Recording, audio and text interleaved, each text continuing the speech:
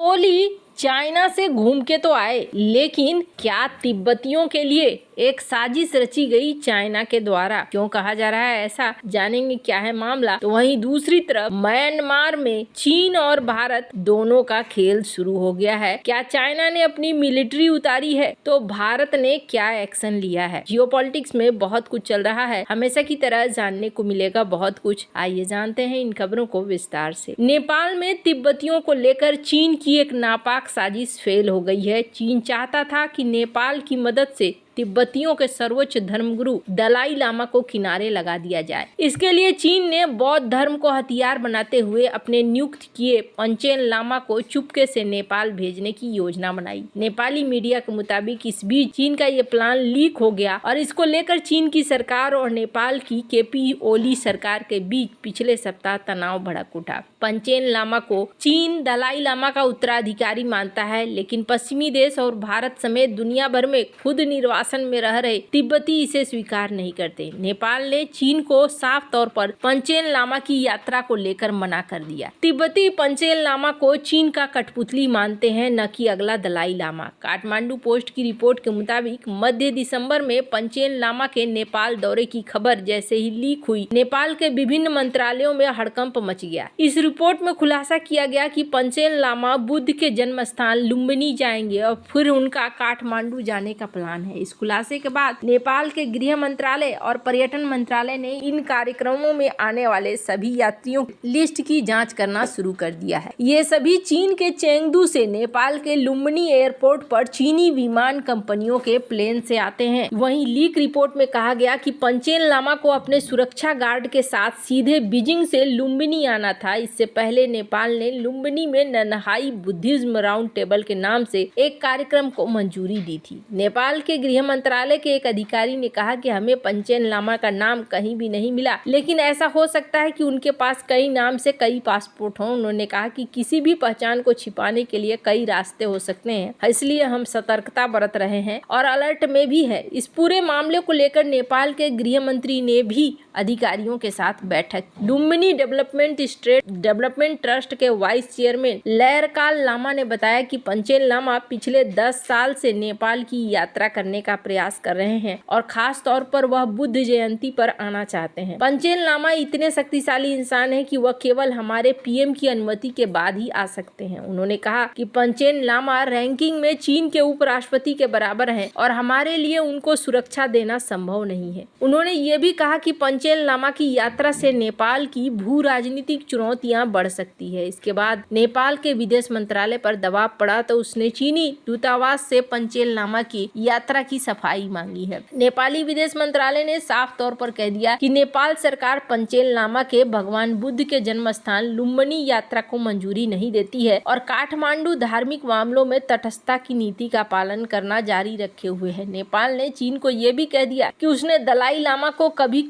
नेपाल नहीं आने दिया है। इसी तरीके से वह चीन के समर्थन वाले किसी धर्मगुरु को नेपाल नहीं आने देगा। चीन भारत में शरण लिए दलाई लामा को अलगाववादी मानता है। नेपाली अखबार ने बताया कि चीन ने नेपाल को बताए बिना 227 चीनी लोगों के प्रतिनिधि मंडल में पंचेन लामा को शामिल करने की योजना बनाई थी। खैर, बिना कुछ सोचे चाइना किसी की मदद नहीं करता है। BRI को लेकर चाइना ने हामी भर दी कि ठीक है, हम ग्रांट देंगे तुम्हें, हम लोन नहीं देंगे। चूंकि इनकी शर्त थी कि आपसे हम लोन नहीं लेंगे, अगर ऐसे ही पैसे लगाना है तो आप नेपाल में पैसे लगाइए। तो यहाँ पर अगर वो मुफ्त में कोई चीज दे रहे हैं तो बदले में कुछ तो लेंगे। लेकिन चाइना ने यहाँ बहुत ही बड़ा प्लान कर लिया। इस प्लान के बारे में तो समझ में भी नहीं आया होगा। 1995 में एक छोटे से बच्चे को पंचेन लामा माना गया था और उसके बाद से वो बच्चा गायब हो गया। चाइनीज अथॉरिटीज ने उसे किडनैप कर लिया और अब वो पंचेन लामा बनाकर किसे ला रहे हैं किसी को कुछ पता नहीं है। और ऐसे में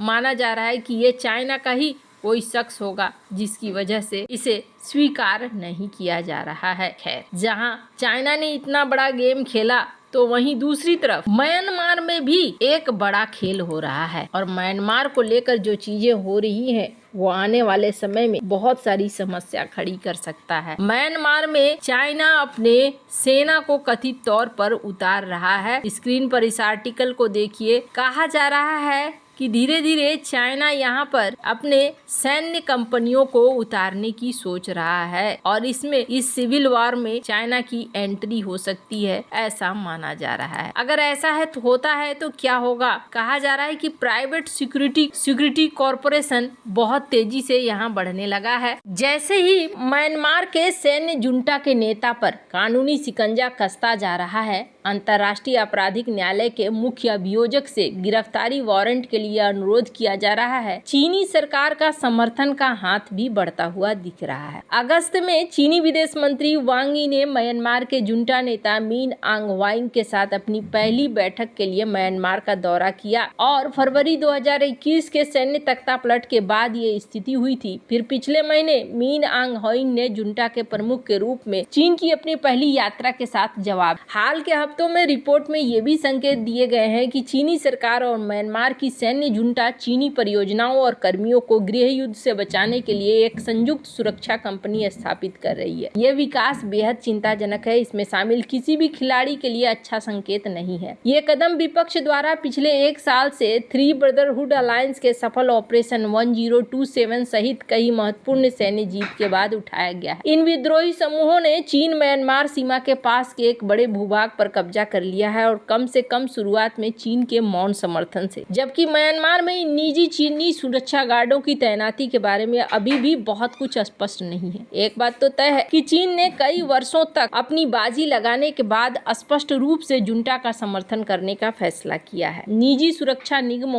सैन्य निगमों को पारंपरिक सैन्य बलों की तैनाती के साथ आने वाली कूटनीतिक जटिलताओं के बिना अन्य देशों में प्रभाव और शक्ति को पेश करने के तरीकों में सरकार कई तरह से काम कर रही है, जो आने वाले समय में चीजों को खराब करेगी। विदेशी निजी ऑपरेटरों के खेल में चीन काफी देर से आया है, लेकिन उसके पास अनुसरण करने के लिए बहुत सारे हालिया मॉडल हैं, जैसे कि रूस का वैगनार समूह, संयुक्त राज्य अमेरिका की ब्लैक वाटर कंपनी। 2009 में चीन में विधायी परिवर्तनों के परिणाम स्वरूप निजी सुरक्षा उद्योग का विस्तार हुआ, जिसमें हजारों घरेलू ऑपरेटर चीन में निजी संपत्तियों की सुरक्षा में मदद कर रहे हैं। वे क्या सुरक्षा करना चाहेंगे? वे रेलवे, जुड़वा तेल, गैस पाइपलाइन, इन सब को सुरक्षित करना चाहेंगे। अब देखना होगा कि जिस तरीके से यहाँ चल रहा है वैसे में यहाँ पर क्या होगा। म्यांमार में चीनी निजी सुरक्षा फर्मों के होने से चीनी नागरिकों के लड़ाई में फंसने और संभवतः मारे जाने की संभावना भी बढ़ सकती है और ये एक शर्मनाक मान्यता होगी। जहाँ एक तरफ ये सारा चीज चल रहा है, वहीं भारत के लिए भी समस्या खड़ी होगी। और भारत ने क्या किया है? भारत ने तेजी से म्यांमार सीमा में